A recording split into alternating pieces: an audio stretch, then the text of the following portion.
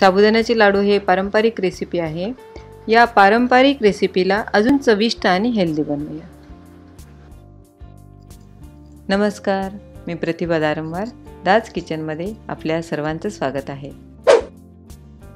अशाच वेगवेगळ्या रेसिपींसाठी माझ्या चॅनलला सबस्क्राइब करायला विसरू नका।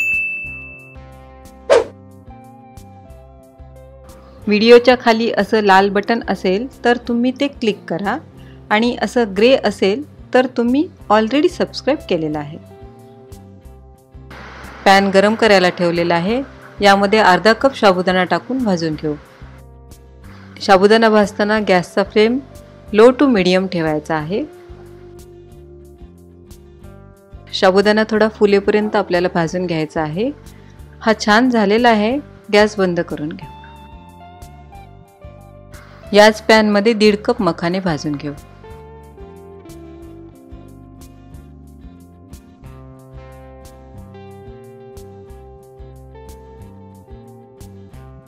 मखाने भाजत आलेले आहेत। यामध्ये आता 1 टीस्पून तूप टाकून अजून थोडंसं भाजून घेऊ, म्हणजे मखाने छान क्रिस्पी होतील। मखाने भाजताना गॅसचा फ्लेम लो ठेवायचा आहे, त्यामुळे मखाने करपणार नाहीत। मखाने छान क्रिस्पी झालेले आहेत। गॅस बंद करून थंड करून घेऊ। याच पॅन मध्ये 1 टीस्पून तूप टाकून 1 टेबलस्पून काजूचे तुकडे थोडेसे भाजून घेऊ। तुम्ही तुमच्या आवडीप्रमाणे ड्रायफ्रूट टाकू शकता। काजू छान गुलाबी झालेले आहेत। आता गॅस बंद करून घेऊ। एका मिक्सरच्या भांड्यामध्ये मखाने घेऊन बारीक करून घेऊ। मखाने असे रवाळ बारीक करून घ्यायचे आहेत, म्हणजे छान क्रिस्पी लागतात। याच भांड्यामध्ये साबुदाणा बारीक करून घेऊ।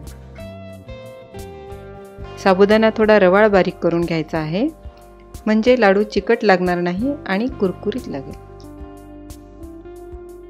यामध्ये आता बारीक केलेला 1 कप गूळ घालून घेऊ। हे परत एकदा मिक्सरमधून फिरवून घेऊ। हे छान बारीक झालेलं आहे।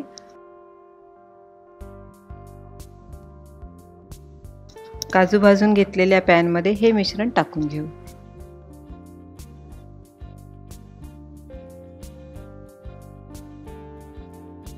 यामध्ये आता बारीक केलेले मखाने टाकून घेऊ। हे छान मिक्स करून घेऊ। हे अर्धा कप तूप पातळ करून थंड करून घेतलेलं आहे।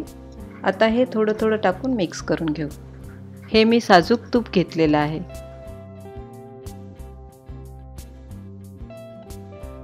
हे पूर्ण अर्धा कप तूप लागलेलं आहे। यामध्ये थोडीशी इलायची पावडर टाकून घेऊ।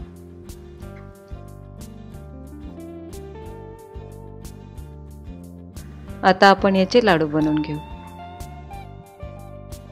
साबुदाण्याचे लाडू तर नेहमीच खात असतो, पण मी यामध्ये मखाने वापरले आहेत। मखाण्यामध्ये कॅलरीज खूप कमी असतात, कॅल्शियम आणि प्रोटीन्स भरपूर असतात, जे आपल्या हाडांसाठी खूप फायद्याचे आहे। त्यामुळे आपण नियमित मखाने खायला पाहिजे।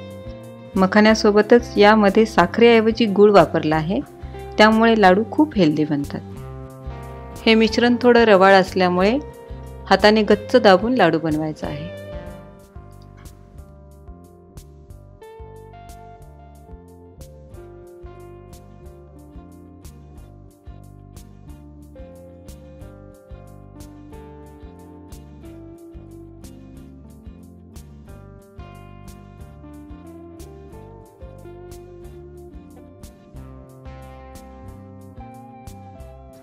हे आपले साबुदाणा मखाना हेल्दी आणि क्रंची उपवास लाडू तयार आहेत।